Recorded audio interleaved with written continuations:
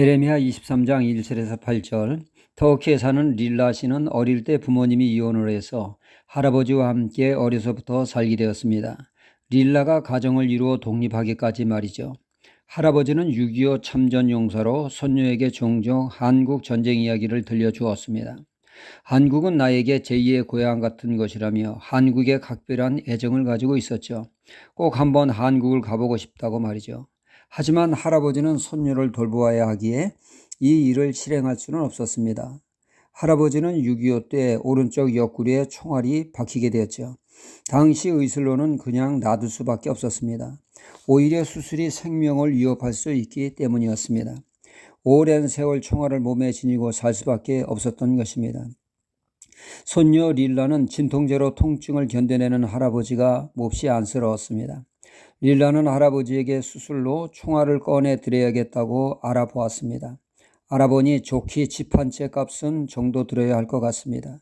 가정을 일구고 사는 릴라에게는 부담이 되는 거액이라 할 수 있는 것은 할아버지의 수술비를 마련하기 위해 틈틈이 돈을 모아 저축하는 것이었습니다. 그때 회사에서 영업 출장으로 중국, 일본, 한국을 다녀오게 했습니다.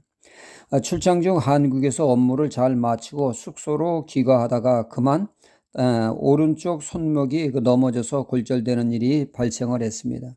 졸지에 한국 병원에 입원하여 수술을 받음으로 인해 그간 할아버지 수술비로 마련한 것을 쓰게 되는 황당한 일이 발생한 것입니다.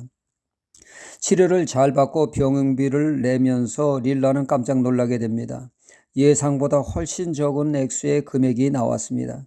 그래서 검색해보니 한국은 의료기술이 뛰어난 데 비해 치료비가 적게 든다는 사실을 알게 된 릴라는 할아버지를 한국으로 모셔와 수술을 받게 했습니다.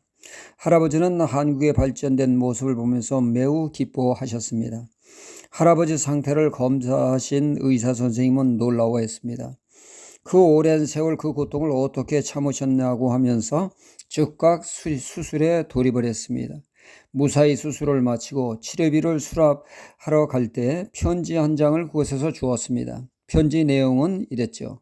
우리나라를 위해 힘써 주신 분을 내가 책임질 수 있는 기회를 주심을 감사합니다.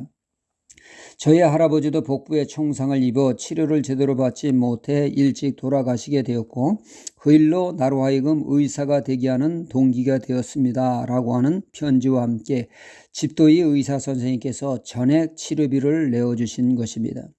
릴라가 한국에서의 골절은 불행한 일인 것 같았으나 그 일이 오히려 할아버지의 건강을 회복할 수 있는 더 없는 계기가 되었던 것이죠. 삶에 이런 일들이 종종 일어나게 됩니다. 이를 두고 세상 사람들은 전화위복이다 말들을 하죠. 화가 변화의 복이 되었다고 말입니다.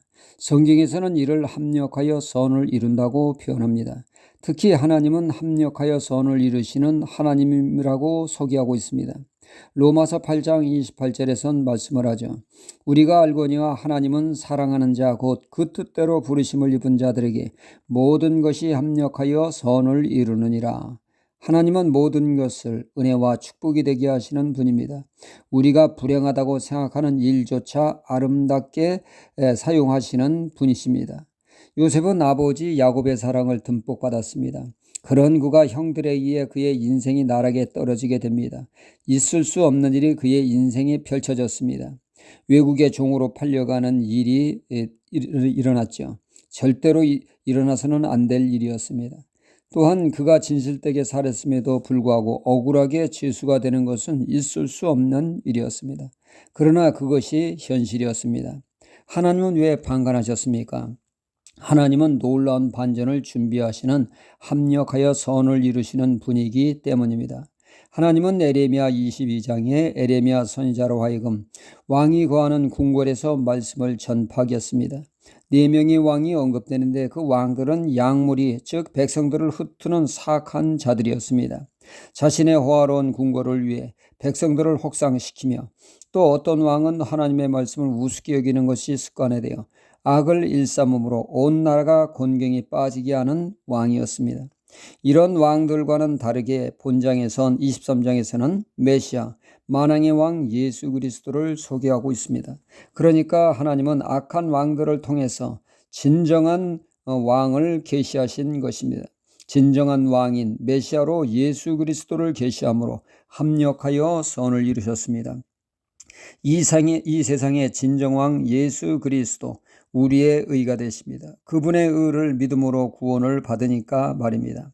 하나님은 우리들의 삶 가운데 불행스러운 일까지도, 우째 이런 일이 하는 일조차까지도 합력하여 선을 이루시는 하나님이십니다. 그러므로 우리는 합력하여 선을 이루시는 하나님을 바라보며 어려운 때일수록 적극적으로 하나님께 감사하며 나아가는 하나님의 사람이 되어야겠습니다. 할렐루야.